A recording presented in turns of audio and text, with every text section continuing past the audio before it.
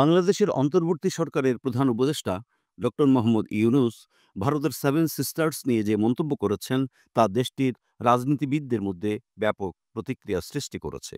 এমনকি ত্রিপুরার এক রাজনীতিবিদ বাংলাদেশকে ভেঙে ফেলারও আহ্বান জানিয়েছেন। মন্তব্যটি করেছেন ত্রিপুরার দ্বিতীয় বৃহত্তম দল টিপ্রা মোথার প্রতিষ্ঠাতা প্রদ্যোৎ মাণিক্য।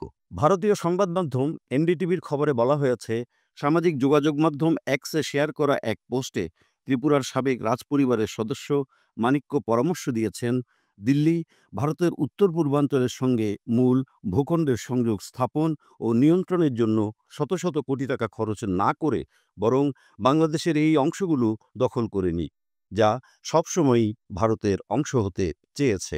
মাণিক্য আরও বলেন, আমাদের জাতীয় স্বার্থ এবং তাদের মঙ্গলের জন্য এটি ব্যবহার করা উচিত। তিনি এক্সে লিখেছেন, আমরা যদি বাংলাদেশকে ভেঙে নিজেদের জন্য সমুদ্রপথ তৈরি করি তাহলে সেটা হয়তো আরও সুবিধাজনক হবে, কারণ এরকম চ্যালেঞ্জিং ও ব্যয়বহুল প্রকৌশল পরিকল্পনায় বিলিয়ন বিলিয়ন টাকা খরচ করার দরকার পড়বে না। ত্রিপুরার এই নেতা আরও বলেন, চট্টগ্রামের পার্বত্য এলাকা আদিকাল থেকেই আদিবাসী জনগোষ্ঠীর বসবাসের স্থান এবং ১৯৪৭ সাল থেকেই তারা ভারতের অংশ হতে চেয়েছে। বাংলাদেশের লাখ লাখ ত্রিপুরী, গারো, খাসি ও চাকমা জনগোষ্ঠী রয়েছে, যারা তাদের নিজস্ব ঐতিহ্যবাহী ভূমিতে অত্যন্ত দুরবস্থার মধ্যে জীবনযাপন করছে। তাদের স্বার্থ রক্ষা করেই আমাদের জাতীয় স্বার্থ নিশ্চিত করা উচিত। প্রদ্যোৎ মাণিক্যের পোস্ট রাজনৈতিক মহলে বেশ সমালোচনার জন্ম দিলেও তিনি তার অবস্থানে অবিচল ছিলেন। তিনি বলেন, বাংলাদেশ কখনোই আমাদের বন্ধু ছিল না, তাই আসুন আমরা বোকা না হই। তিনি বলেন, সেই দেশে ভারতের একমাত্র বন্ধু ছিলেন প্রয়াত শেখ মুজিবুর রহমান। টিপ্রা জাতির এই নেতা বলেন, আসুন আমরা নিজেদের বোকা না বানাই। আমি উত্তর পূর্বাঞ্চলে বাস করি এবং আমরা প্রতিদিন স্পষ্ট ও উপস্থিত বিপদ দেখতে পাই।